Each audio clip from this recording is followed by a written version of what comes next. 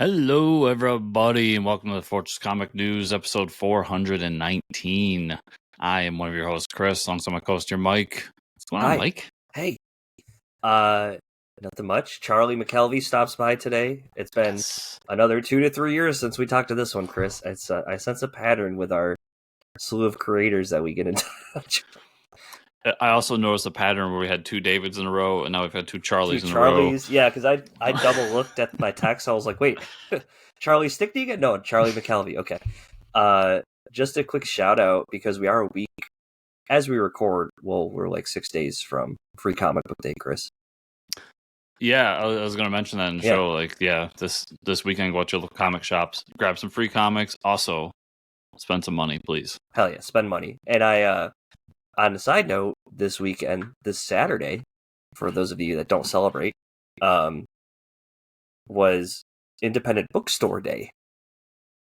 As in yesterday? Cool. As in yesterday, yeah. Last past Saturday was. We record on Sunday, everybody, if you don't know. Yeah, we record on Sunday. You mess with the time zone, the time frames, and the time.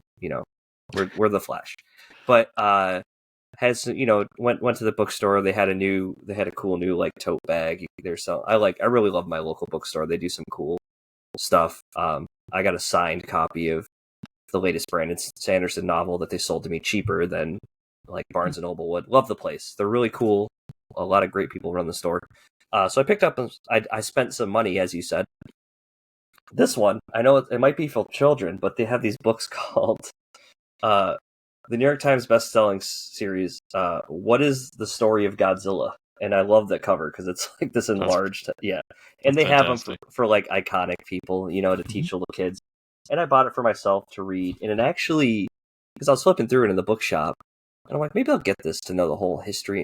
It actually like talks about World War II in here and stuff. And like that whole ties to Godzilla. So I thought that was a really cool thing. And then I picked up this book, and I think you would really like this one, Chris. This one, just for the cover art alone, but it's called Eerie Legends. And if you can guess, it's an illustrated exploration of creepy creatures, paranormal, and folklore. So there's a lot of crazy, like, cryptid stories and things like that. But I mean, like, so here's a page for the Flying Dutchman, but just look at the art. Isn't that wild? Oh, it's cool.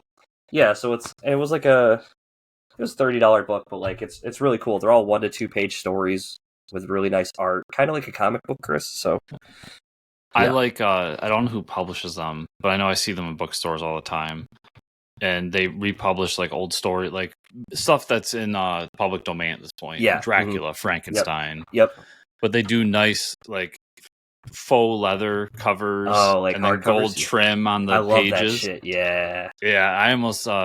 It's funny. I'll tell you what I did yesterday, which is going to be hilarious, knowing that it's a local bookstore day. But I almost bought a few because I saw like Egyptian folktales, Irish folktale, like I love all that stuff. Yeah, that kind of stuff. And I was like, oh, these are cool. Like, and they're all. I was flipping through them. I'm like, man, these are all like 10 pages. You can sit, read a story, put it down, come back to another time, kind of thing. So yeah, I love that kind of stuff. Yeah, it's awesome. Support local shops, everybody. That's what. So now that you said that, and knowing that it's local bookstore day, I spent my day yesterday. With my my lady friend Sam, and it's too cold in New York right now to be like out. Yeah, it's too rainy and cold. It was this weekend. So we can't go hiking. We can't walk along the lake or anything like that. So we decided to drive around and go to like different stores around us. And I told you we went to Millennium Games, which is like the biggest board game store in the country, I believe, right now. Yeah, I love that place. Yep. And just walked around forever, and we're looking at things and having a good time. Found like directly next to Millennium is this barbecue place. So I now have like a barbecue place where I'm not talking I did see that. I saw that in the strip mall there. Yeah, it's like a supply place. So they sell smokers and barbecue grills and all the accoutrements you need. Damn, right next to the game store too. It's like, wow, that's like holy trinity of stores. If they just had a comic book shop, they put a comic book store in there. Like, I'm moving in. That's awesome. So we went there, and then we decided to drive over to Barnes and Noble because in the town next to that, there's a 2-story Barnes and Noble, and the same deal. We spent a little bit of money, but they have a Starbucks in there, so we got some Starbucks and then just walked around. And she actually found, you remember those old Choose Your Own Adventure novels? Oh, yeah. Mm-hmm. They made those into board games.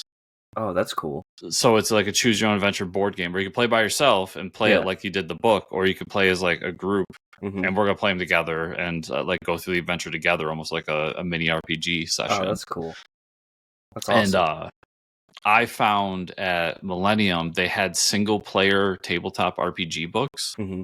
And they're basically choose your own adventures, but you actually like roll die and everything to do stuff in it. I've seen a lot of those. Those are cool. So I bought one and I looked at them like, this is 100% for like children, but what am I but a giant child, Mike? Yeah, exactly. What are we? Yeah. And so I bought that. I look forward to jumping through that. But yeah, that's really cool that all that stuff's coming back. Yeah, and then we went and got ramen. Oh, hell yeah. That's a solid It's a great ramen place open. That's a solid day. Yeah. But yeah, I think it's funny because I remember hearing about that, like, we'd always talk about the comic shop, like, oh, free comic book days coming up. Oh, and there's, like, I even think they show in the previews catalog because they do have some, like, Scholastic books in previews, like, oh, don't forget about Independent Bookstore Day. And at the time, we were like, or just about comics. But now as we get more seasoned with our reading, I think we just support all avenues for reading, Yeah. Pretty cool. The ironic part of, because I've moved over to audiobooks, the ironic part of going to Barnes & Noble too and walking around is I didn't spend any money there. She bought a few books. I literally took pictures of books. So I'm like, oh, this sounds interesting, and took a picture. And then went home and went on my Audible and found them there. Oh, yeah. That was another thing that app I had told everybody about last episode, Libro.fm. They were doing a big sale on their audiobooks for local bookstore or independent bookstore day. They had some sales going on. So yeah, that's how I am too. I'm like, this is a really thick book. I'll probably listen to it instead. Yeah. Yeah. So I found, like, I didn't realize this is like super boomer of me, but I love Dick Van Dyke, and he did a memoir. And then this I'm not sure on, but I just thought it was funny, and I was into them when I was younger. But one of the guys from Blink-182, Mark. Oh yeah, Mark Hoppus, the bassist, has a memour out, and he has a memoir. Good. Yeah, so I might listen to that. Yeah, he just came off of cancer last year, so yeah, because that was the impetus to get them back together. Yeah, so that's pretty cool.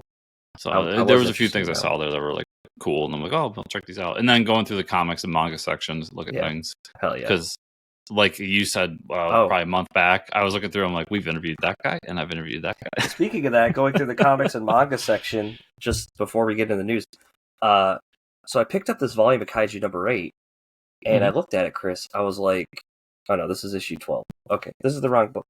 This is not. Oh, yeah, there's a spin-off series now. Yeah, there's a spin-off series. So you can see my confusion because I have number 12. You see the color of number 12 because I go by the colors. Yeah, because I'm a simpleton.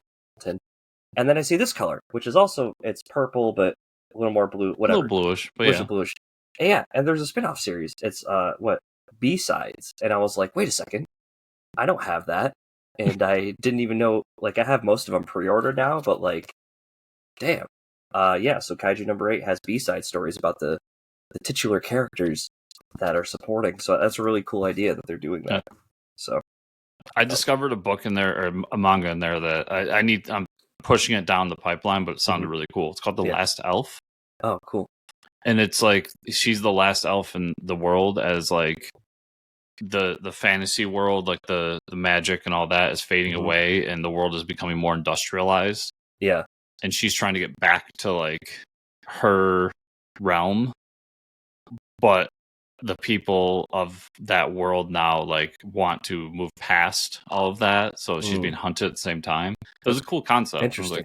And I like the art in it was very well done. And as I was flipping through, I'm obviously just like flipping through, like looking at it. It didn't look like it was super objectified.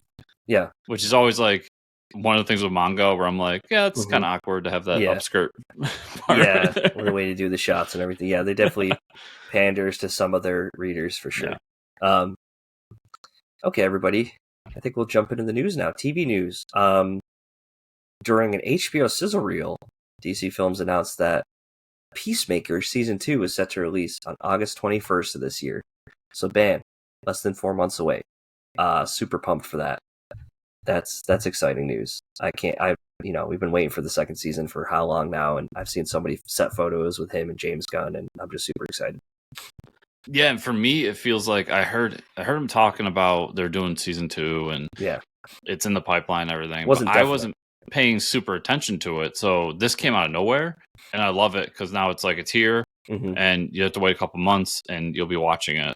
I wish everything was like that. I mean, we wouldn't have much to talk about in the show.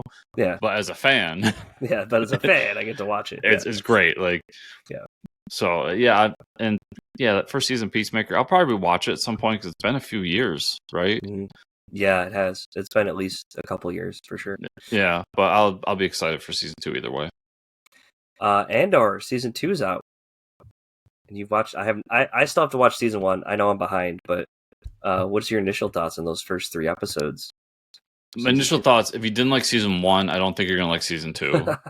I think that's true of most shows, but it keeps that slow burn pace to it. 3-episode premiere, you're talking 3 hours of content. It was a lot for a premiere. Yep. And not a ton happens, but at the same time, they're delving so much into these characters and kind of the world that these characters are living in.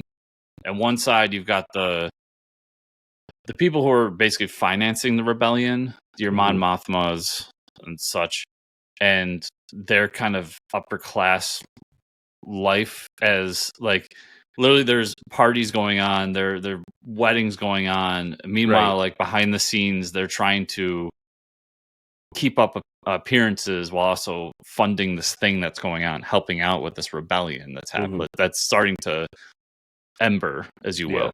Yeah. And then you've got what Cassian Andor and his crew are doing, which are more of they're on the ground trying to get this thing up and running. They're the ones really fighting and struggling.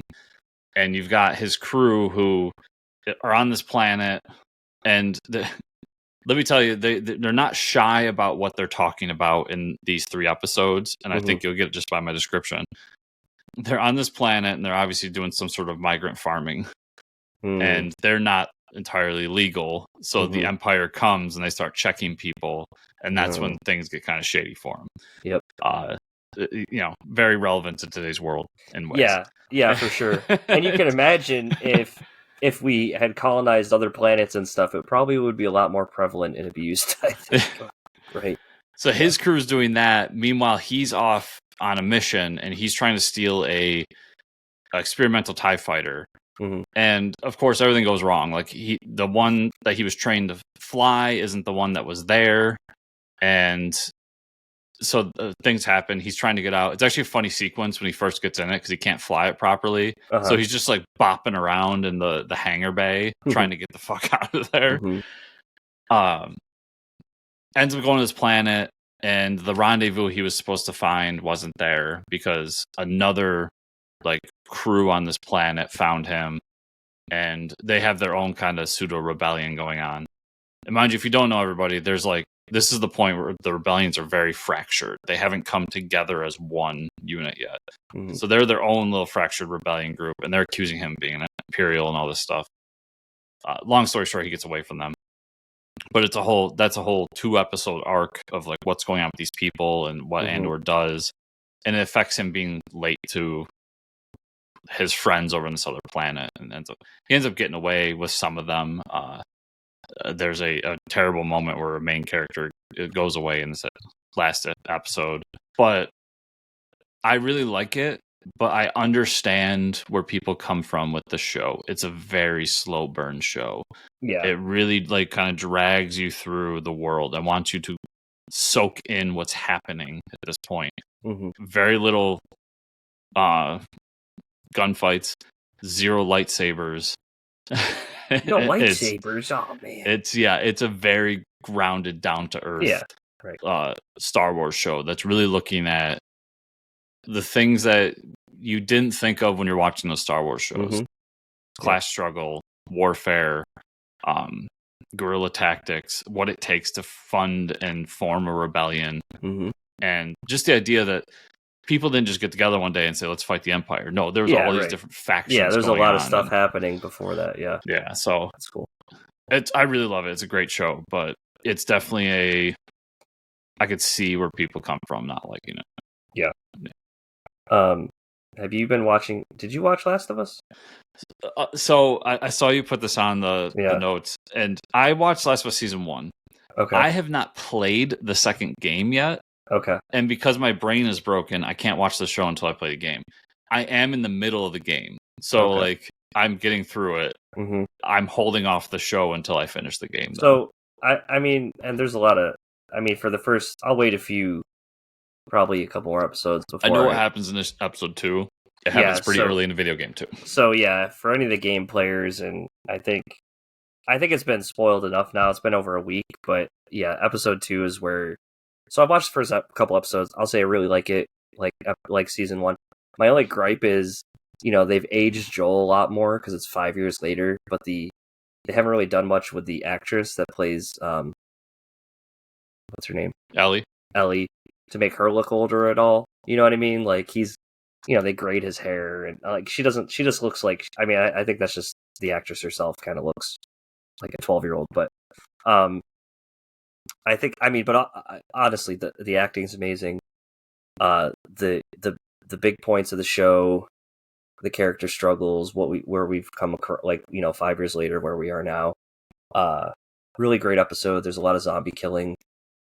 The zombies are getting smarter, kind of thing. And then Joel's death scene was pretty awful. And how that comes about, but I won't spoil that for anybody that hasn't seen it. I mean, it's a big thing out of the second game. Yeah, it's really good though. I think I'll say in terms of the video game, yeah, it's very Negan-esque in what happens. Yeah, that's how the show was too. Really liking it though. Got nothing bad to say about it. It's been really good stuff. Yeah, I'll be jumping on it. Probably as it's finishing, honestly, because I'm still pretty early in the game. I hear the game's fairly long, but yeah, I got to play the game first. It's just the way my brain works. I have to do it. Mm-hmm. And then for movie stuff, you watched. Yeah, you texted me about Electric State. What did you think of it? I know there's a lot of famous people in it. That's for sure. It's an enjoyable movie. Okay. It's kind of like, I was trying to think of the word for it, but you know how like Fallout is a retro future if like technology had developed based on the 50s? Yeah. This is a retro future if technology was based out of it evolving off of the 90s. Okay. So everything has like a very 90s flair to it. And even like the robot. So there's a robot uprising that happens in the 90s. And they even slice together some images of like Bill Clinton giving speeches about this like robot war and everything. And there's a war and then there's a ceasefire and they're basically, the robots are forced into like a exclusion zone and all this. And then people just don't trust robots anymore. But they have this like VR headset that they can use to take over essentially robot bodies, but they control them. They no longer make robots that are sentient in their own. So all the robots in this are like fucking straight out of what you think of from kind of Five Nights at Freddy's, but I think of Chuck E. Cheese. Oh, okay. Or like old Disney animatronics and stuff. Dude, the leader of the rebellion for the robots in this is a Mr. Peanut robot with the top hat and everything. That's amazing. So it's got some like goofy elements to it, but it's a cool story. And basically Chris Pratt's a guy who gets in and out of the exclusion zone and like finds things and sells them illegally. And then the girl in it, Millie Bobby Brown from Stranger Things, she's looking for her brother, and she's followed this path to think that it's somehow he's inside the exclusion zone. And I won't spoil it completely, but he's not. Yeah. And then along the way, dude, you run into Ki Huan Kwan, the Asian actor that I know you really like, and he was in Loki. He's phenomenal. He plays a roboticist, I guess is what you would call it. Stanley Tucci's in it, who I believe was in the Shazam movies. Anthony Mackie's in it. Are you thinking Mark Strong? Am I? Yeah, Mark Strong was in Shazam. They both look the same now, though. Stanley Tucci and Mark Strong are both he's in Kingsman. Yeah. Okay. Yeah, and then I always screw up this guy's name, but Giancarlo Esposito. Mm-hmm. Did I do that right? Yep. He plays one of the like pseudo bad guys in this movie. That's cool. It's a huge cast. It's the Russo brothers directed it. So it's this big spectacle action movie. Yeah, I think it's an enjoyable watch. Mm-hmm. It's weird as fuck, but I had a good time with it. That's cool. That's all. Yeah, I'll have to check it out at some point. Yeah, I think it's only an hour and a half, hour 40 minutes. Cool. It's a quick watch too. Nice. Yeah, I did watch, and I finally watched the new Captain America. I'll say it was all right. It wasn't my favorite Marvel movie. Especially if you're not into Cap so much. But I was a little upset about the, like you had talked about, there wasn't as much Red Hulk as I would have liked, but especially when all the trailers are all Red Hulk. Yeah, that was my thing. Yeah. But did you feel like it wasn't as bad as people were saying? I mean, so I didn't care for the pacing of some of the scenes and the dialogue, but like I don't know how bad people were saying it was, but like worst Marvel movie ever, like it's a travesty. No, like, I don't think that. I thought it was fine. Yeah, I mean, yeah, it was like a popcorn movie at the end of the day, and that's I think it's better or worse than like any of the Iron Man movies. Yeah, like for sure, I think better than Iron Man 1, better than Iron Man 3. I liked Iron Man 2, but yeah, Iron Man 3 is probably one of the worst still. Anyways, but yeah, I think like you said, it was a popcorn movie. I just wanted more Red Hulk. I was like, come on, I mean, like, yeah, that's. You put him in the trailers. I know you guys could afford to CGI some more Red Hulk up in here, so. And then, yeah, surprisingly low amount of Winter Soldier, Bucky. I thought you would have got more of him, but that's all right. He shows up a little bit there. He's off doing his own thing now. Yeah, he's doing his suit thing with his slick hair. But overall, popcorn movie for sure. Yeah, I'm with you 100%. I just don't understand what people want out of these movies anymore. Like, what do you expect out of these movies now? I mean, it's interesting because we're getting the same point in mainstream comics now with the movies, right? Like that was what people. That's the big push in comics is you see a lot. You see them trying to match what indies are doing or trying to look at these character explorations, mental explorations, looking at like broader pictures rather than just like the world's going to blow up.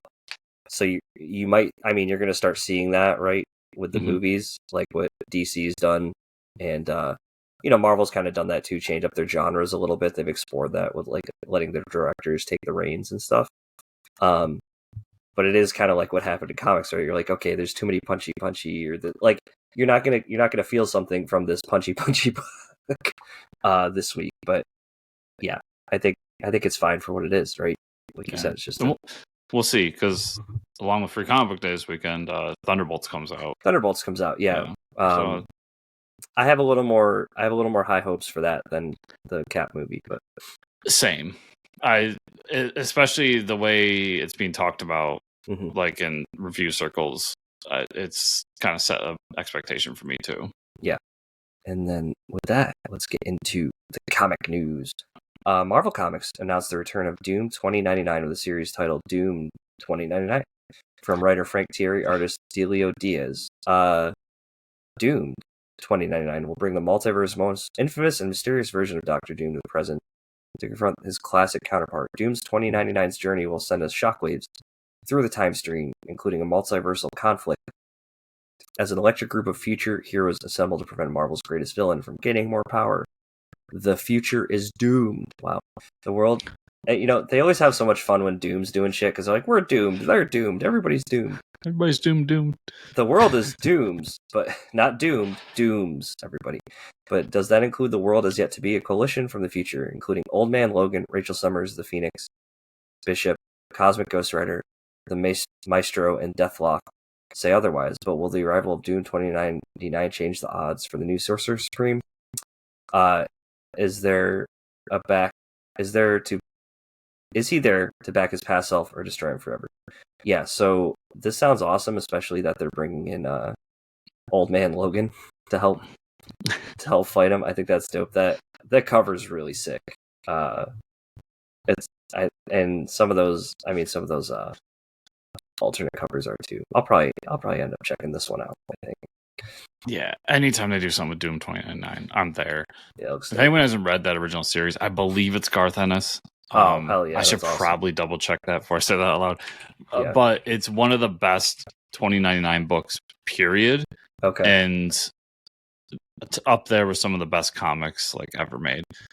So yeah, I'm down for him to come back. I love the idea of him coming to confront, like, as part of this One World Under Doom story arc and everything. Yeah, that's cool. There's a lot of cool stuff going on here. So I'm really, really looking forward to it. And I am trying to, because it was a long story arc. For a 2099 story. Yeah. Oh, I just had it. Yeah, Warren Ellis. Not Garth. Warren Ellis. Yep. Yeah. Yep. And it's been collected in the complete edition, which is a lot of issues. Yeah. Cool. This is pretty cool. I mean, this was obvious. Everybody does this, but Marvel Comics announced a new one-shot comic set inside the world of Fantastic Four. I'm going to correct you there. Yeah. Nobody's ever done this before. Go ahead. Sorry. Nobody has ever done this before, folks, in the history of comic book movies. The World of Fantastic Four: First Steps, with the same title of this one-shot comic. Wow. This comic will... This is the crazy part. The comic will be written by Matt Fraction, which I did not see coming, with art by Mark Buckingham. The comic said to be the same comic that the Fantastic Four created in the MCU world about themselves and will be featured in the upcoming movie. That's crazy. We're hitting... Yeah, that's wild. So I had to read this press release like 5 times before I grasped it. Yeah. Because they kept saying, this has never been done before in the MCU. It's never been done before in the MCU. Yeah, it has. Yeah. And I'm like, I've read plenty of MCU tie-in. Well, I've seen plenty of MCU tie-in books. Right. I stopped reading them a long time ago. What are you talking about? And it finally clicked to me. No. The characters in the movie created a comic book about themselves as part of that universe, and this is the book that they're going to have in the movie. Yeah, which is kind of cool. That's kind of interesting. It is kind of wild. So, like, having Matt Fraction write it is kind of wild. But anyways, 4 years ago, the world is transformed as an amazing cosmic power quartet revealed themselves and their astonishing abilities to the public. Since then, they have become the world's famous as the Fantastic Four. Now, to celebrate that anniversary, Marvel Comics recounts their very first exploit that saved their city from near destruction. So it's the origin story. It's in a comic. It's not in the movie, Chris. And also, this gives a glimpse into the movie. This is 4 years after Fantastic Four has started, right? So yeah, so they've been around. Cool. I mean, you kind of got the idea they're around because they are famous in a way. Yeah, people kind of like look after them. I think this is a cool idea. I'm definitely reading this. Yeah, it is a very interesting concept to have a book in the movie, and then people can be like, "Hey, that's the book in the movie." But, yeah, I don't know if they did that for the story or did that to sell comics, but who knows, Chris? Yes. I love it on multiple levels. I think it's a cool tie-in for the, it's better than doing like, this is what happened before Fantastic Four First Steps, this 2-issue series that sucks. Right. That nobody's going to read. And we get that classic cover with our current cast like superimposed on it. And I love that they even changed the Marvel logo to fit in universe and all this different stuff. There's a lot of cool things happening with this. I don't know if I'll pick it up, but I love the idea. I think Fantastic Four, I'm definitely going to pick it up. It is a really cool idea, though, for sure. And hopefully Marvel has foresight to see, like, offer this up to movie theaters as well. Right. Yeah, why not? You're selling popcorn buckets, you're selling cups, you're selling pop figures at the store. Yep. Some comics too, because then they could pick up this comic as part of this movie they're watching, or on the way out, and be like, "Oh, that's that. Look at and maybe read the first comic. Who knows?" Yeah, right. It makes the most sense to me. Like you have a huge audience accessible. Yeah, you got people bound and ready to watch this movie. Give them a comic. Yeah, or sell them a comic. And that'd be cool because they can read the comic before the movie starts, and they'd be like, "Oh shit, I just read this." Yeah. Marvel Comics announced the next comic in the Predator vs. Marvel crossover series. This will be already Predator kills the Marvel Universe from Benjamin Percy and Marcello Ferreira. In this bloody kickoff to an epic battle between the Predators and Marvel heroes, Predator King, emboldened by new vibranium arsenal and aided by surprising human ally, that comes from the Predator series or the Black Panther series launches an all-out invasion of Earth, claiming the planet as a hunting preserve.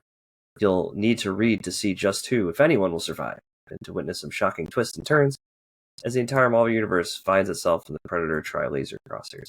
I have fallen off these books. I just haven't been able to keep up with them, but I'm hoping that they'll do some like trades of all these because I really do love this story and these crossovers. Yeah, but I think this is cool, and that cover they did is epic with all the dead heroes and the Iron Man helmet that the Predator's holding. I'll tell you real quick, Marvel is notorious for like overprinting trades, so I guarantee you there's at least like soft cover trades of this running, of the other three running around. And it'll be $5 on free comic book. Probably, yeah. Like, yeah. There's literally, because we both know a retailer, and I've known other people have done this through different means, but there's literally like a thing that Marvel will do where you can pay like whatever amount, it's like a small amount, and they'll just send you a bunch of random trades because they print so much. That's crazy. And then that's how you get like these stores that have just the most random trades. The Fantastic Four that nobody's heard of from like 93 or whatever series. That's where someone's those come looking from. for it though. Someone was looking for it. Yeah, and sometimes someone buys it. This is cool. It's funny to me that we just got the announce of Godzilla destroys the Marvel Universe. Now Predator's going to kill the Marvel Universe. Yeah, I know. It's like I look forward to when Alien destroys the Marvel Universe. Right. Yeah. I'm just happy because we're going to talk about another one here in a minute, but I love these crossovers. Yeah. Marvel didn't do these for the longest time, and I was really mad because DC was getting cool crossovers and Marvel wasn't. And now Marvel's the one getting really cool crossovers, and I love it. So like, even if I'm not going to read it, I still just love that it exists. They're like, we're getting a lot of pre-orders. Let's do more of these. This is a cool one. I never thought I would see, but Marvel Comics and Dynamite Comics announced a new crossover coming this fall called Gargoyles / Fantastic Four. The series will be premiered this upcoming weekend for Free Comic Book Day, being written by Greg Weisman and art by George Combades. Key members of Manhattan Clan, including Goliath. These are the Gargoyles, for people that don't know. Brooklyn, Katana, and Nashville have been invited to our tour of one of the most impressive technological advanced buildings in their adopted home in New York City, the Baxter Building. Surprise, surprise. Everything goes awry when a fearsome cast of foes from both missiles cross paths, including Cold Steel, the Gargoyle, aka Yuri Toplov, and the Deadly Annihilus. Fans will get to enjoy Franklin and Valeria bonding with Nash. I don't know any of the names of these guys. They're all the Gargoyles, at least until everything gets out of control. Then both families, including Mr. Fantastic, Invisible Woman, the Thing, and the Human Torch, Broadway, and Angela, will have to team up, split into teams, save the day across Manhattan, the Negative Zone, and beyond. Yeah, I didn't really care what the story was. I mean, I see pages of Gargoyles and Fantastic Four, and I'm like, hell yeah. It sounds awesome. It looks awesome. I think these two sets of characters interacting with each other sounds like a lot of fun. Yeah, Gargoyles is one of those shows that I was really into as a kid. Oh, and it's a rare one that I didn't revisit as an adult. Yeah, me either. Yeah, I would love to revisit at some point and like really see what it was all about, or try to refresh my mind of what it was all about. Yeah, this is another one. I'm so glad this exists. It's a really cool idea. It's really cool that they were able to hold this until recently. Yeah, considering that's premiering at Free Comic Book Day. Yeah, that's crazy that they held on to it this long. Yeah, but I don't think I'll pick it up or read it or anything. But it does sound really cool. Annihilus is like one of my favorite villains. And Marvel, so it's cool that he's a part of it. Yeah, do more of this, please. Yeah, and it is funny to me that Gargoyles is owned by Disney now. They farmed it out to Dynamite to do comics, and now they're like working with Dynamite to do a crossover. Yeah, it's kind of crazy. Yeah, they're like, okay, now we can do this. Yeah, it is weird that they're like bringing it back in as another property to sell more stuff. Yeah. Image Comics announced a new series titled Sleep from writer-artist Xander Cannon. When Jonathan Reason falls asleep, he becomes something else. Every night, it stalks his quiet town, killing seemingly indiscriminately. When he wakes, covered in blood, our story begins. The new horror mystery explores the horrifying waking hours of an unwilling part-time killer. it certainly sounds interesting. I don't know. There's like this whole minimalist art style that kind of reminds me of like Chew, not all of the art, but like the way Chew, like almost like a cartoony-ish style. But yeah, the black, white, and red is an interesting touch. Seems like an interesting book. Definitely different. Yeah, Xander does call himself a cartoonist, so that makes sense. Mm-hmm. He did a book called Kaiju Max. Yeah, I do know that. Which is the only one I think you would know. Yep. Yeah. Never read it personally, but as soon as I saw that was under his books he did in the past, I'm sure Mike read that at some point. Yeah, I read it I think a long time ago. It's in my book somewhere. I don't know if I read it digitally or I have it on my shelf, but yeah. It was a Kickstarter book, I believe, but I can't remember. But yeah, now they sell the collected edition. Anyways, yeah, so this looks cool. Interesting book. If I had some extra space, maybe I'd check it out, but I'm behind right now on some books. So I feel that. It doesn't seem like something I would be into. Yeah. Oh, here we go. Dark Horse Comics announced the return of Kevin Smith's Quick Stops anthology series of the Volume 3. The series will be written, of course, by Kevin Smith. Feature artists John Sprengelmeyer, Ryan Gajda, Mark Rehill, and Ahmed Rafat. In Quick Stops, Volume 3, we finally get the chance to read the comic Holden McNeil created about the loving and losing Alyssa Jones as seen in the feature film Chasing Amy. Kevin Smith honors his friend and co-star Shannon Doherty with two stories, one about Shannon's immaculate sense of humor and the other a requiem for her character in Mallrats, Renee.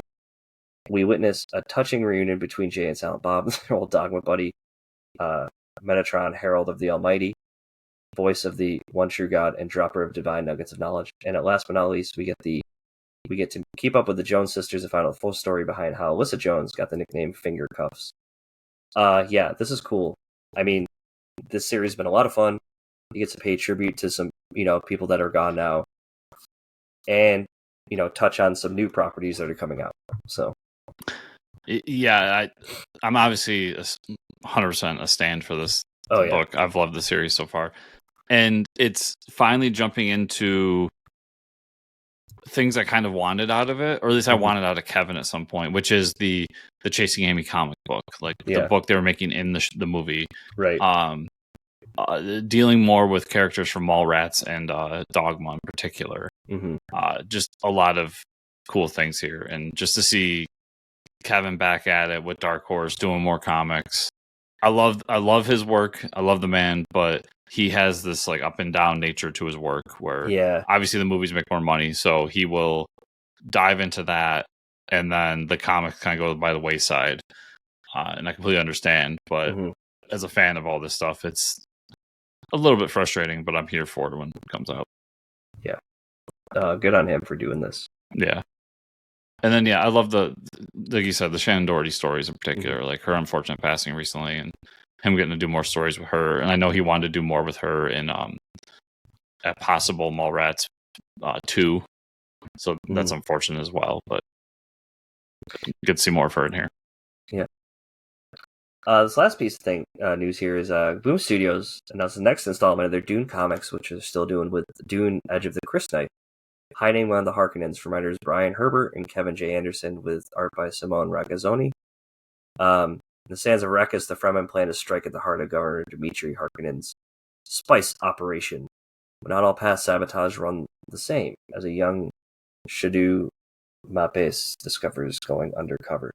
Yeah, this is a continuation of the series that they've been doing, right, of the other books. Again, if I would love to go through and read all of these. I've read one volume, I think, back in the day when it first came out, and it was really good. I think it's really cool. I think Dune lends itself to really awesome visual, stunning stuff. Yeah. So I think this is a really cool idea that they're still doing it. It's essentially, for those who don't know, Brian and Kevin did these series of novels back in the day. The House trilogy, I believe it was. And then they did some lore novels that were basically stuff in the world that happened in the past and everything. Yep. That were all stuff kind of like Tolkien's family did after he passed, where it was all stuff in that universe that he had planned out but never actually got around to writing, or maybe never planned on it. I don't know. I don't know the man. And that's what all this stuff is based on, is those specifically those house books, the House Harkonnen, House so on so on. And I really enjoyed these comics that they've done that are them just retelling those stories, but they're comics, so I enjoy them. And I don't really talk about them on the show because for those that aren't into Dune is very dry. Yeah, right. Pardon the pun, being about a sand planet, but hell yeah. I really enjoy them. I will keep getting these books, and I'm glad that Boom is seeing some success with it to do more with it, and that Brian and Kevin are seeing success to keep doing more. Because they still have the trilogy of graphic novels they did based on Brian's father's book, the original Dune. Hopefully they keep doing more of that as well. Like, there's just a lot of cool. I love that Dune is a thing now. It's something I've loved for a long time, and now it's like really coming to mainstream. Yeah, I'll be here for it. What did we read this week? I am slowly catching up on my books. Next week I did not catch up on as much as I wanted to this week, but next week will be my week. I got through a few books. I want to talk about, I guess, the one I'll probably spend the most time on is Summer of Superman Special, #1. Did you read this? I haven't gotten around to it yet. I really want to, though. You know, we talked about how it touches on the 3 different Superman titles coming out this summer. It doesn't read like that. If I remember correctly, it reads like... So, my notes here, you go through 3 timelines of a Superman story. And throughout this time travel, it's a time travel story with 3 separate timelines, and this like DBZ character like Frieza keeps showing up. I'm not joking. You're gonna read it and be like, okay, that reminds me of Frieza. He keeps showing up, you know, thwarting with Superman. Superman sends him back into the time stream, whatever. What we do finally realize at the end of the book, and this is kind of how they all come together, and I didn't pay too much attention to, you know, the storylines in those timelines and how can I read this as another book? It all felt like one coherent story, really. It happens that this guy was sent by Booster Gold as a warning to Superman throughout the timeline because he's stuck now on this Omega Earth, you know, with the Omega League and all this shit. Because he's being tortured. He sends this guy back across, and he's like trying to warn Superman. Superman just thinks, "Oh, I'm a villain. I'm going to punch him back into this street." So that was a really cool reveal. It was like one of those moments that doesn't happen so often in a comic. I'm like, holy shit, you know, like it's popping up in my Superman special. And always when I get to see Booster Gold, it's great. I don't want to see my Booster Gold being tortured on an alternate Earth, but hey, here we are. So I really highly recommend this. If anybody's reading Justice League Unlimited, you're into Booster Gold, you want to know more about Omega Earth, this ties in directly with that, and it's a really good story about a villain that I've never seen before. That reminds me of Dragon Ball Z. Pretty good all around. Batman Superman 38. I think that's the right number, right? We're up to issue 38. So this is the start of the Grodd event. There's a Grodd event going on between this and the Justice League Unlimited book. Basically, this book revolves We Are Yesterday. Yeah. Mm-hmm. Gorilla Grodd gets like thwarted trying to steal Superman's body. So he has like this ape that's like has kryptonite ray, but like so when he steals Superman's body, they use that ape to subdue him. He gets caught, but a future version of him shows up to like help the Grodd and like move things along. And he's like, "Yeah, I know how we can win." And that's kind of the start of this series, I guess. There's going to be a future timeline Grodd, which I like. Gorilla Grodd, I think that's a cool. I like to see other villains getting involved and shaking things up, you know. So, really, I thought it was a cool book, cool intro, a lot of wacky, you know, ape style villains that show up in this book. So it's really cool. A lot of banana guns. And then the only other book I got to this week was Absolute Flash #2. So, you know, the last book revolved around Wally getting his powers. He's blinking between 2 worlds, what it seems like, not 2 timelines. One is with this like futuristic dystopian rogues gallery that's trying to capture him.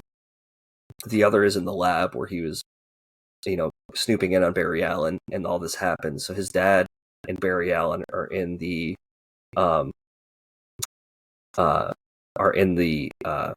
lab arguing with each other because Barry gets kicked out of the time stream, can't get back to Wally. And the issue wraps up because I really like the design of this new rogues gallery, but they say they say go get Grodd, and they also this group references that they've captured some other speedsters, so I'm sure we're gonna see maybe like a Jake Garrick or something like that, which is dope. I'm gonna talk about that in a second. They say go get Grodd, right? And you think to see this huge hulking monkey, and it's this little tiny like Curious George monkey, and they're like, okay, we can't catch him. Send in the big guns, and the big gun is this tiny monkey like Grodd, but he's got like something definitely like going on with his brain, so he's probably like ultra smart or something. But he just kind of like hops out of the van, like, okay, I'll go get him for you guys. And then the next issue that they're teasing is Flash of Two Worlds. So clearly we know like that's when Barry and Jay meet up in the actual Flash book. So this group is catching speedsters for some reason. They have experience with it. It's a really interesting book so far. I'm really liking it. So, and I'm not the biggest Flash fan, but I do like this multiverse stuff. So, yeah, that's all I got to this week. I got a slew of stuff I'm going to catch up on this week for sure. Yeah, I'm in the same boat. It's been a crazy couple of weeks, but I did get to Absolute Wonder Woman #7. Nice. And really cool. We get Wonder Woman in the Coliseum fighting for her life. How that ties into a story that Cersei had told her when she was little, and with the other gods involved as well, and kind of what that means for her moving forward. It's kind of a neat reveal, so I won't go too much into it. But this was definitely like they say it's a 5-part story arc, but this felt like a 2-part story, and then like it leads into whatever the next story is, and I think that's going to lead into Tigra or whatever her name is, moving forward. But Cheetah, yeah, Tigra is Marvel. Or no, Tigra's Thundercats. Thundercats, yeah. Fuck, my brain's all messed up. It's all good. Yeah, there's a lot of cat villains, and too many cheetah-related cat villains. But anyways, this felt like a 2-part story that's leading into another story, and I really enjoyed what happened here, how she thwarts Hades and everything going on. So definitely recommend it. And I'm not gonna lie, I think I like this artist better than Hayden Sherman. Cool. I think it's better art. Yeah. I know a lot of people don't agree with me here, but I'm sticking with it. A lot of people don't agree with my Jai Lee hot take, but yep. Now they love Batman 159. The new Hush Part 2. So after what happened last issue, Batman has to save Joker's life. So he's got this limp, like destroyed Joker. He brings him to the doctor. The doctor's in every Batman thing, and now I'm zoning on her name. But Leslie the one that Tompkins. Yeah. To her, she's able to basically get him to a point where he can live, and then Batman has to take him to the Batcave to keep him on life support because you can't take the Joker to a hospital. Whatever. And while he's down there, Jason Todd comes, and it's the typical like, "Why are you helping the Joker? I'm Jason Todd. I'm mad about this." And he has every right to be, but it's been done. Yeah, we've seen it before. And they have a whole argument. Jason's able to one-up Batman and gets away with Joker and the Batmobile. And now Batman's kind of in this position like, fuck, like what just happened? And is Jason working with Hush? I'm still not thrilled about the story. It worked better in the first Hush being 12 issues to draw out like this. I feel like now we're at the point where this is a 6-issue story. We're a third of the way through. So at what point do you have to rush? So we'll see. Like I said, I'm just going to keep getting it because it'll fill up my Batman collection. But yeah, it's interesting to say the least. One World Under Doom #3, in which the Masters of Evil team up with the Avengers, try to take down Doom. They have this whole plan that they're going to attack Doom head on, using the Masters of Evil and the Avengers to distract him while all the magical people go around and try to figure out what Doom did to the leaders of the world to get them to go along with it. And spoiler alert, they find out that he didn't do anything. He just was able to basically use magic to create versions of himself and create deals with everybody and basically just poke at their human nature. What do they need? They need sex, money, they whatever it was, mm-hmm. to get them to go along with this. And they find out that everybody's actually on board of their own accord. Yeah. Which creates its own problem. And then you start to see people across the world are doing the whole like, well, you know, it's kind of working, give Doom a shot thing. And while it's all happening, the raft starts to implode, the prison where all the supervillains are. Mm-hmm. So Doom gives the Avengers the choice, like, you can go save the people at the raft and take care of the supervillains, or you can stay here and keep fighting me. Basically one-upping the Avengers once again. Mm-hmm. And they go there, and Doom is at the same time able to take it as a win. Be like, you know, they were coming after me because they hate what we're doing here, but eventually I was able to convince them to go fight for me and save the people of New York City and all that. Using it once again as a one-up. Yeah. All the while in the background, it comes in and goes like, really, Doom? You got the power of Sorcerer Supreme. You're the most powerful person in the universe now, mm-hmm. or at least on Earth, and you use it to become a politician. Like, I'm going to put a stop to this, and that's where like the issue ends. That's so funny. A lot happens. It was a fun issue. Doom's back on the Doom dinosaur again, and once again, that's all I need for this to be a 10 out of 10 comic book. Yeah, that's all you need is that visual. That's awesome. So I'm having fun with it. And then, real quick, because I'm doing for my retro reread series, the Fool Killer #1. Oh, hell yeah. From 1990. Nice. So there's two people in the story. There's a guy who's like a financier who, in the course of this issue, his dad is murdered, and not Crime Alley, but Crime Alley. Pretty much. He loses his job, and his wife leaves him. It's basically reverse Batman. And he ends up becoming poor and working at a fast food restaurant, definitely not McDonald's, and witnesses like this heinous crime. Mm-hmm. That's his story. The other story is a guy who was the Fool Killer at one point, is now going through therapy to save him, like to cure him of this problem. Starts to write op-eds and send them to fucking newspapers and shit. Ends up making his way onto a talk show at the end of the issue. And that's where that story ends. Mm-hmm. Not a ton happens. It's such a setup. It feels like when they made this book back in 1990, they told the creators, because it even says on the covers, part 1 of 10. You have mm-hmm. 10 issues to do this. Like, no matter what, 10 issues. And they're just like, okay.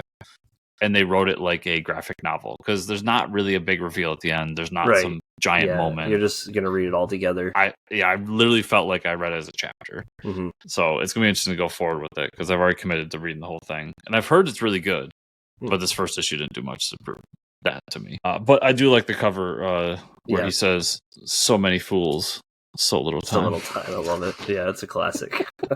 I love that cover so much. It's amazing. But that was everything I read this week, Mike. So where can people find you on the internet? You can find me at Fortress Ricker on X/Twitter. Where can they find you and or the show? You can find me on X or whatever social media network you use at Fortress Chris. I'm there. And also at chriscomicscorner.substack.com, where that retro reread thing is there, and all the other stuff I do is there. Also find the show on X or any other social media network at Fortress Pod or at fortressofcomicnews.com. And if you want to support the show, best ways to do it: 5-star reviews in the podcatchers. Like, subscribe, share, comment down below on the YouTube videos. And then you can go over to patreon.com/fortresscomics for more. Thanks everybody for watching or listening this week. We'll see y'all here next week.